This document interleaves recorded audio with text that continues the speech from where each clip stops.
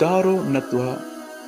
தாரு நத்வா எனும் கழகத்தின் பெயர் கூறப்படும் போது இன்னும் எம் மனதில் ஆழமாக பதிந்த விடயம் என்னவென்றால், இஸ்லாத்தை அழித்தொழிப்பதற்காக கலந்துரையாடப்பட்ட இடம் என்பதுதான் எம் கண்முன்னே நகலாடுகின்றது. ஆனால் அதற்கான தனி வரலாறு ஒன்றே இருக்கின்றது. மக்காவில் குறைஷி தலைவர்கள் சந்திக்க இயலுமான வீடொன்று இப்பெயரில் அழைக்கப்பட்டது.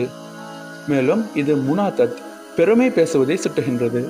இவ்வீடானது சுமார் 70-74 சதுர கிலோமீட்டருடன் பல அறைகளையும் உள்ளடக்கியபடி நுழைவு வெளியேற்றம் என்பதற்கு தனித்தனி கதவுகள் எதிர் திசையில் காணப்பட்டதாக கூறப்படுகின்றது. இதன் வரலாற்று பின்னணியில் ஹுசை பின் ஹிலாஃப் இப்னு முட்ரா இப்ன் கஹஃப் என்பவர் குறைஷி கோத்திரமும் பல தலைவர்களும் ஒன்று கூடி முக்கிய விடயங்களை கலந்துரையாட வேண்டும் என்பதற்காக மக்காவில் இதனை நிறுவினார். அடிப்படையிலேயே இவரது மாமனாரின் மரணத்தின் பின்னர் தனது மனைவி ஹுசை ஹுப்பா பின் ஹலீல் இப்னு ஹஃபசியாவின் அதிகார பலத்துடன் நிறுவப்பட்டது. காலப்போக்கில் தாரு நத்வாவிற்கு வழங்கப்பட்ட பெயர், அங்கத்தவர்கள், பணிகள் என்பன மாற்றம் பெற்றன. முதலில் நதுவாவில் நபிகளாரையும் இஸ்லாத்தினையும் தகர்த்தெரிப்பதற்காக சதித்திட்டம் தீட்டப்பட்டது யாமறிந்த விடயமே. உஹத் போர், ஹந்தக் போர் என்பவற்றினை எதிர்கொள்ள பல திட்டங்களும் இவ்விடத்திலேயே வகுக்கப்பட்டன. அது மட்டுமின்றி வர்த்தக ஒப்பந்தங்களும் இதன் பிரகாரம் நிறுவப்பட்டன. இஸ்லாத்தின் எழுச்சியின் பின்னர் நபி ஸல்லல்லாஹு அலைஹி வஸல்லம் அவர்களின் கைவசம் காபாவின் சாவியுடன் சேர்த்து தாரு நத்வாவும் பனு அப்துத்தார் மூலம் ஒப்படைக்கப்பட்டது. பின்னர் அபூபக்கர் ரலியல்லாஹு அன்ஹு அவர்களுடைய காலத்தில் அதை ஹலீஃபாவிடம் ஒப்படைக்கப்பட்டாலும் ஹலீஃபா அதில் முழுமையாக நுழையவில்லை. பின்வந்த ஹலீஃபாக்களும் அவ்விடத்தை தமது ஆலோசனை மையமாக தம்வசப்படுத்தி கொண்டனர்.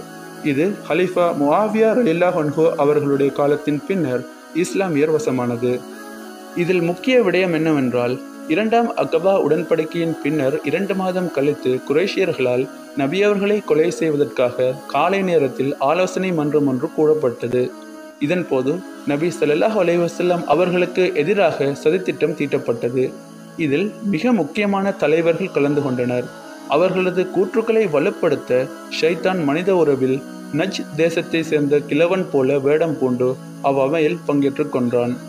அதே சமயம் அபுல் அஸ்வத் என்பவர் நபியை நாடு கடத்துவோம் எனவும், அபுல் புக்த் என்பவர் நபியை சங்கிலி ஒன்றால் பிணைத்து ஒரு அறையில் பூட்டி விடுவோம் என்றும் கூறியதற்கு உத்வேக பதிலடியாக கிழவன் மறுப்பு தெரிவித்தான். ஆனால் அபூ ஜஹல் நபியை கொலை செய்வோம் என கூறியதற்கு கிழவன் விரைவில் உடன்பட்டான். இஸ்லாத்தின் பெயரை அழிப்பதால் மக்களுக்கு கிடைக்கப் போகும் ஒளியினை அணைத்து விடலாம் எனும் எண்ணம்தான் அவன் மனதில் ஆழமாக பதிந்திருந்தது.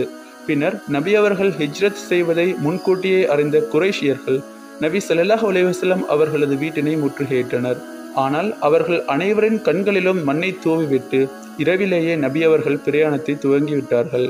பின்னர் சவர் குகை வரை பிரயாணித்த அபூபக்கர் ரலியல்லாஹு அன்ஹு நபி ஸல்லல்லாஹு அலைஹி வஸல்லம் அவர்களை காலடிக்கு நெருங்கி அநீதியிழைக்க குறைஷியர்களுக்கு வாய்ப்பு இருந்தும் கூட இறை நாட்டத்தின் அடிப்படையில் இவ்விருவரையும் அவர்களால் பார்க்க கூட முடியவில்லை.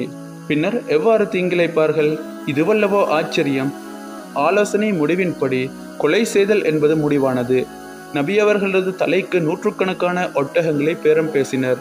இதன் அடிப்படையில் நபி ஸல்லல்லாஹு அலைஹி வஸல்லம் அவர்களை பின்தொடர்ந்த சுராகா பின் மாலிக் என்பவனால் கூட அவரை ஒன்றும் செய்ய முடியவில்லை. ஏமாற்றத்துடன் மக்கா நோக்கி திரும்பிச் சென்றான். எனவே இறை அருளால் நபி அவர்கள் மதீனா நோக்கி நகர்ந்து இன்று இஸ்லாத்திற்காக பல உயிர்கள் தியாகம் செய்யப்படும் அளவுக்கு பலமான ஈமானை மதீனா, மக்கா, பலஸ்தீன் போன்ற பிரதேசங்களில் இவ்வாறான பலமான மற்றும் சாதகமான விடயங்கள் இஸ்லாத்திற்காக விதைக்கப்பட்டன. உதாரணமாக கூறுவோமாயின், காசா மக்களின் உயிர் அநியாயமாக பிரியும் பொழுதிலும் ஹஸ்புனல்லாஹு வ நிஅமல் வக்கீல் என்றுதான் மொழியப்படுகின்றது. இதன் காரணம் நத்வாவில் உருவான ஆலோசனைகள்தான் என்பதில் எவ்வித ஐயப்பாடும் இல்லை.